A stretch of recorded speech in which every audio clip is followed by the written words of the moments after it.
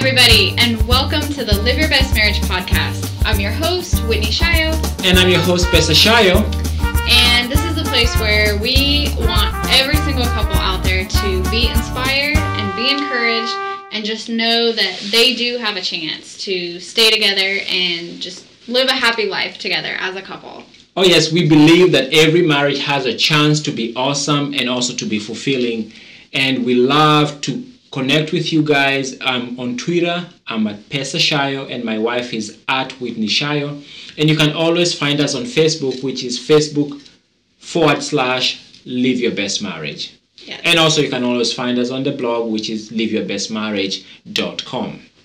And we're super excited because we have had so many people listening to the podcast that we decided to go ahead and start making videos of our podcast. So we're just so excited to have everybody out there listening and watching. And so one of the things that we like to just talk about here is the fact that nobody's perfect. Yes. We are not here to judge. We actually are here to just prove that everybody makes mistakes. We're all human, and Pesa and I especially are real people with real problems. And so after being together for 13 years and raising our 4 kids, we just want to be a source of encouragement for everybody. Oh yeah, a source of encouragement. And just to tell you that we've been there, done that, and every day is a struggle, but every day is overcoming the stress. Yes. Every day. And just reminding ourselves that we've made a commitment to each other and we are here for each other. Yes. So anyway, one of the things that we wanted to talk about today is what should you consider before having an affair? Particularly... Whoa. I know, right? Yeah. We've been hearing a lot of things in the news recently about some famous people who are cheating. I don't even want to go into the names right now because I feel like I don't really have enough information to even go there. Yes. Nor would I really want to. But particularly people at work. And I've been hearing about relationships starting even at church. Yes. Because there's a lot even pastors. Yeah. We even know pastors who just go and start an affair, and what happens is like they break up the whole congregation because of their decision to go ahead and start an affair. Yeah. And so because there's a lot of volunteer time that they spend with people who obviously they're not married to. But why is that such an issue? Why does volunteer time and time spent at work put us in that position where we can actually feel drawn to those other people? And I think the first reason is just if we have a disconnect with our spouse. Okay. I think if there's a disconnection at home, then you're more likely to start building connections elsewhere. Oh, so if you feel like at home that you're not being listened to, like she does not really get where you're coming from. Right. So you're more like, especially if you go to another place and somebody is like, oh my God, I totally see where you're coming from. I totally see your point. Well, yeah, there's that side of it where you feel like the other person understands you more than your spouse, or you feel like they listen to you more. But I think before it even gets to that level, the disconnection at home can just be something as simple as we don't spend very much time together anymore. Or we barely see each other throughout the week, actually. Because I know there's some days, like, you can go to work, you're there the whole day, and then you get home in the evening, and if there's other activities going on, you might not even see each other until it's time to go to bed at night. Yes. And maybe one person is already asleep by the time the other one is ready to go to bed. So just things like that, I think, can make someone more vulnerable. So they'll be more vulnerable. And then most of us, when we got married, we are looking for that companionship. And if we are not having the companionship in the marriage, we are more likely to go out and find it somewhere else. And sometimes this happens subconsciously. You just don't even know you're drifting apart from your spouse to somebody else, but they are meeting a need which you don't even know that you are missing from home. But it just happens that this person, sometimes they even say that we finish each other's sentences. Right. Yeah, they know you so much that you just literally finish each other's sentences. And that, in a way, you drift away from your spouse to somebody else who is, you feel more connected to. They know you more. And actually, if you're spending more than 8 hours a day, 10 hours a day, 16 hours a day with them at work, and sometimes in these really high emotional situations where you literally depend on them to make your day easier. Yep. While your spouse is somebody you just meet at night and talk about bills and talk about who's going to pick up which kid and who's going to do whatever, and then go to bed. Right. For a lot of folks, they just don't feel like there's that connection, and that is actually one of the first steps that you can lead to having an affair. Right, it can. And I think the really sad thing is most people who go through this don't wake up one morning and say, you know what, I'm going to totally blow up my life. No. I'm going to completely just abandon my marriage and look for someone else. No. That's not how it goes. It usually happens before they even realize what's going on. And when you realize it, everything has gone way to another side, like you already checked out. Yep. And by that time, it's too late. Yep. Yes. So we just had a few ideas to share with you on why you would actually be more likely to have an affair, but also it's the reason why you should not. It's the same reason why it's not a good idea, because things just look so good, but they're actually just not. Yeah, they're not, basically. And the first one is when you go to work or when you go to church with these other people, usually you only see their good side. Okay. So, they're very happy, they're in a good mood, they're pleasant, they're friendly, they're helpful. So that would be the reason why you would be drawn to them, but also that's a reason why you should not take that step, because it's just so fake. Yes. If you were with them 24/7, you would see their other side. And you would just see a person, a human. Yeah. And at work, you are expected to be pleasant. You're expected to be helpful. And you feel like, I'm doing this because it's my job. So you are literally seeing a side of the person that they're just putting up a show for you at work. Yeah. But they're getting paid to be there. But you don't don't forget that. You don't deal with them when they are having a headache. Not a headache, but if they are going through like a tough emotional time, if they are when they're feeling upset. Maybe they are going through a sickness. Yeah. They are really worried. Couples have gone through cancer. Couples have gone through a death in the family. So all these things that you don't have to deal with, these emotional issues that your spouse has to work with, because you're going through life together. Right. While somebody at work is just, you're going through a job together. Yeah. Yeah. So another reason why someone is more likely to be attracted to someone they work with or someone they volunteer with is because you don't have any baggage with that person. Yeah. Just the fact that you guys haven't gone through any bad times, that is actually something that is going to make them seem more attractive. More attractive. Because with your spouse, of course, we've gone through the tough times. Yes. We go through just the busy times and those days when we're feeling down and just stuff like that. So when you meet this other person, you're like, you know what? We just don't have the baggage. We get along really, really well. Yes. We have a good time. And so that's you're basically having a great time, and then and you are meeting each other on maybe a career that both of you are actually interested. Yes.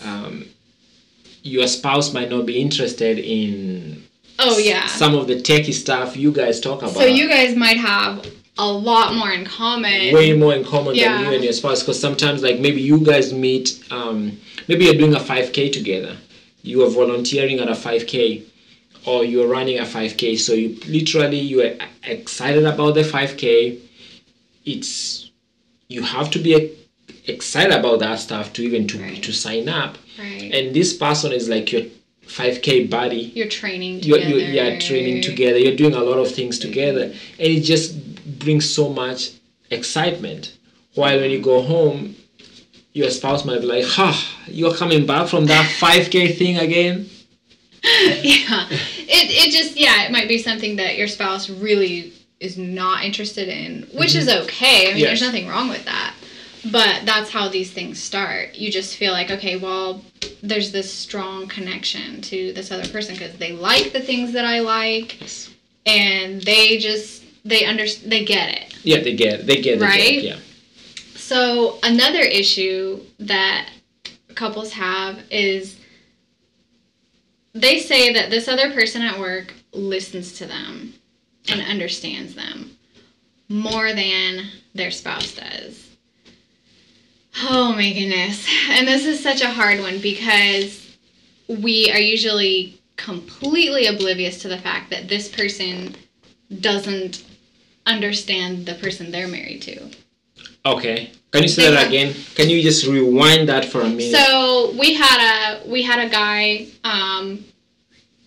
tell us that this lady at work understands him so much better than his wife. And then so I am introducing the idea that this lady probably does not understand her husband. The way It does. I don't know if that makes sense. I know that sounds, I don't know. Sometimes my words don't come out. So she might not even be understanding her husband the way you are saying that she is understanding you. Yeah.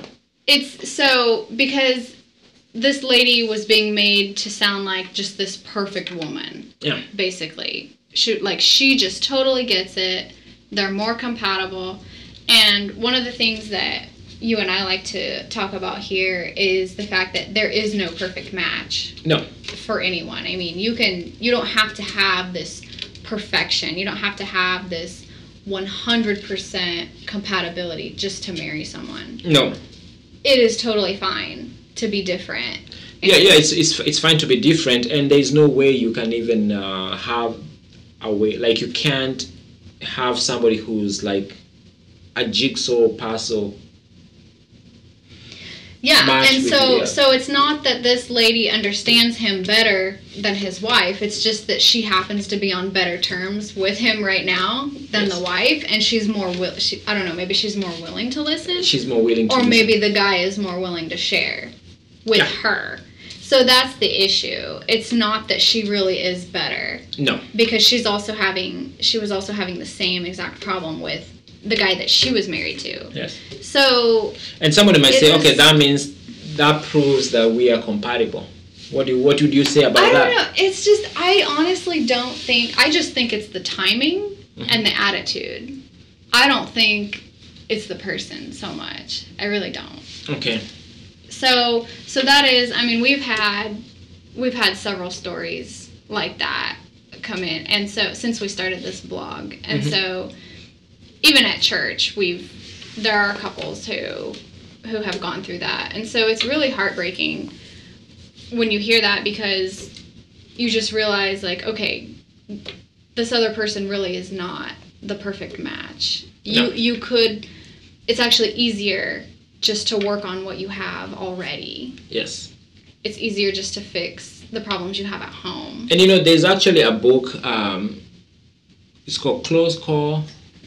What's the name of it? Yeah, Close Call Friendship. So Close Call Friendship by David Carter. And we'll actually put it on the description, on the description of the podcast and also on the video so that you can get it. But that book, Close Calls, has really helped us because it shows you where situations that you can, basically what we're describing here, situations that you might feel like they are really benign and the situations are harmless, those are the places where sometimes your guard is down, and that's where you can actually be starting a new relationship without even you realizing. And when finally you realize, the emotions are so high and it's too late.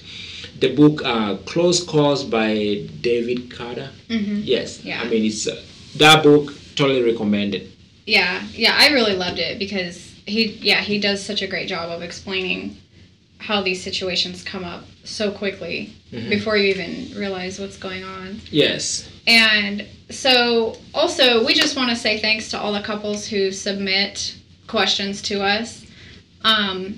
That's just so helpful because it gives us something to just kind of think about, and when we do our research and we're like, oh yeah, I read that in that book, and I know how we can help them. We have tips for that, and so we're just really happy to hear from you guys. And one other question that we received was, well, I feel more comfortable talking to this person at work because they don't judge me the way my spouse would. They don't get mad at me and they don't judge me. So why is it so bad for me to want to go and talk to this person? Well, and one thing that we realized is, of course, they're not going to judge you because they don't have a reason to. They don't have this attachment to you. Okay. They don't live with you, and they don't deal with you every day. They don't. So why would they judge you? Why would they react when you tell them things the way your spouse would do? Like, I mean, honestly, but they don't have any... So are you condoning somebody being judgmental and being, like, rude and mean? No, the question was, like, when I talk to you? They're like, oh, when I talk to my spouse and I try to share things, I try to share what I'm feeling, or I try to say why I'm upset, and then my spouse just gets all judgmental and gets really mad at me. Okay, but the person at work doesn't. Okay. So what we're trying to explain is just the fact that, okay, that person is not obviously going to get mad at you because they don't have any skin in the game.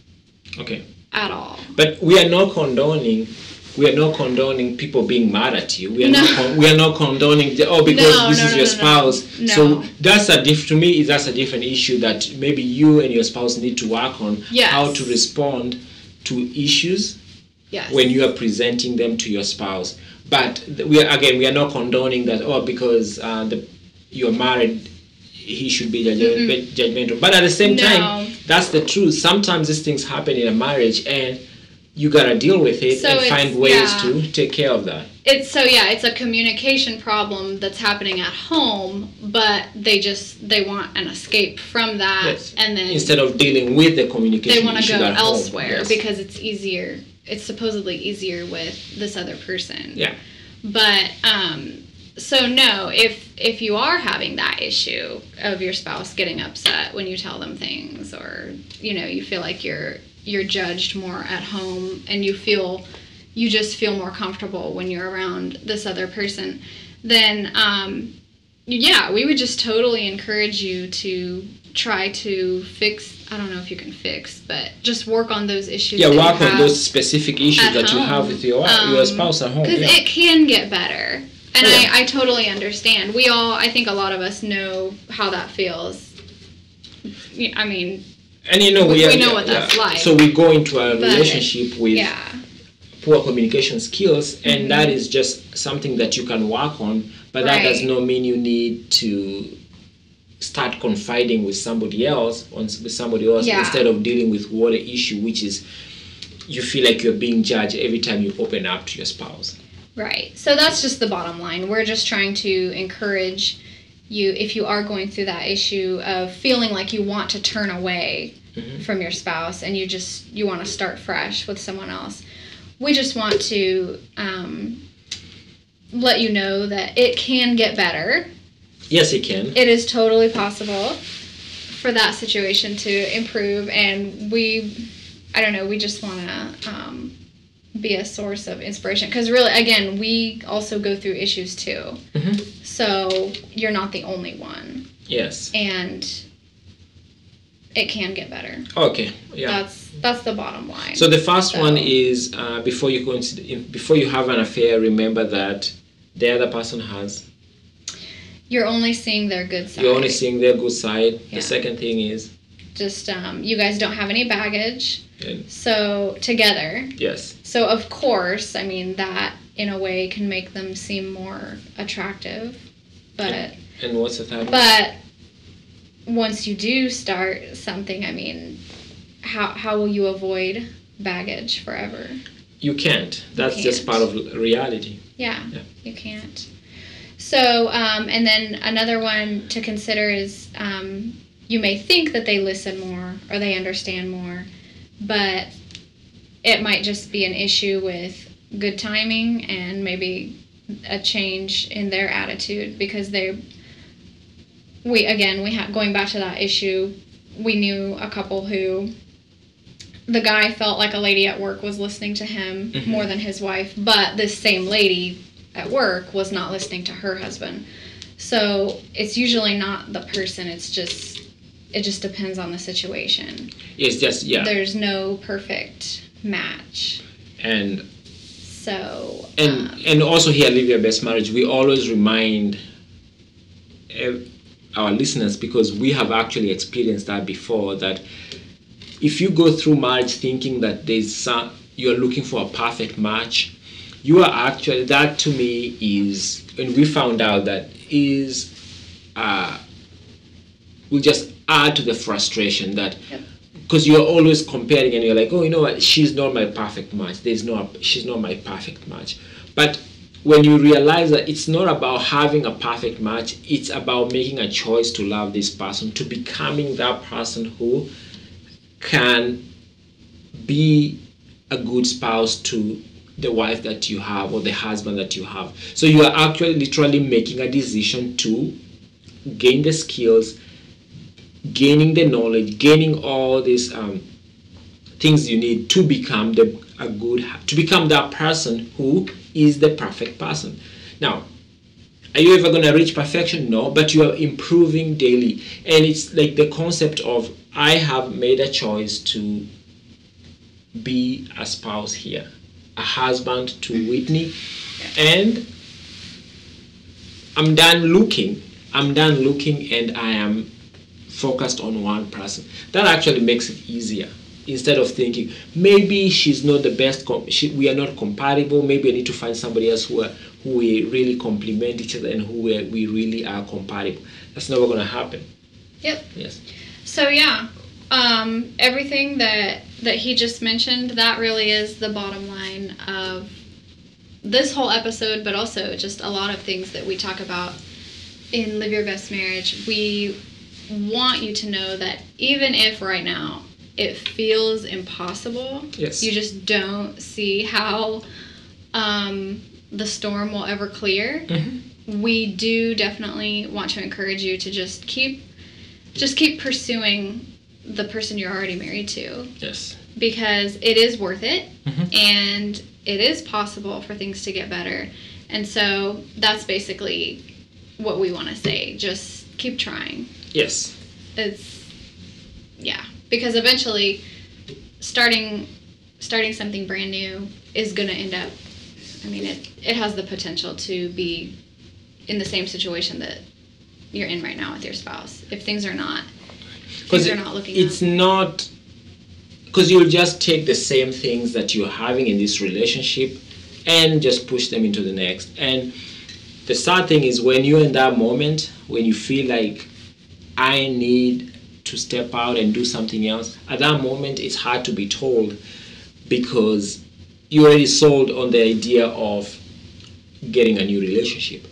The issue is, if we can start having this conversation even before you start considering starting a new relationship, actually you'll be doing things proactively to work on what you have. Because sometimes when you already made the decision and you're already on that, like already seeing somebody else, it's hard to switch. But if you can start thinking, okay, I'm running this 5K, I'm having this new person that we always hang out all the time, what can I do to keep the boundaries so that we don't cross the line. Oh, I'm starting this new volunteer opportunity, or I'm starting this new job, and this lady is always there flirting with me. How can I make it that we don't cross the line? And subconsciously that way that because sometimes you might even having that, oh, I like her and blah blah blah, without you even knowing. But when you in that book again, Close Calls really opened my eyes to a lot of these things, because you might not even think that's happening, but when it really gets to your mind, dude, it's too late. It's too late. Like now you're trying to turn this whole huge ship back. And it has happened to pastors. It has happened to, and when I say I bring up pastors, because they are supposed to be leading us in staying with our wives and staying with our spouses, but they also make mistakes, because this close calls is like, it happens, you are attracted to somebody without you knowing, and you are like, this person is actually playing a role in your life, and they are fulfilling something that you don't even know that you are missing. And when you really when you really get it, it might be too late. You might be even like starting to fall in love. Yep. Yeah.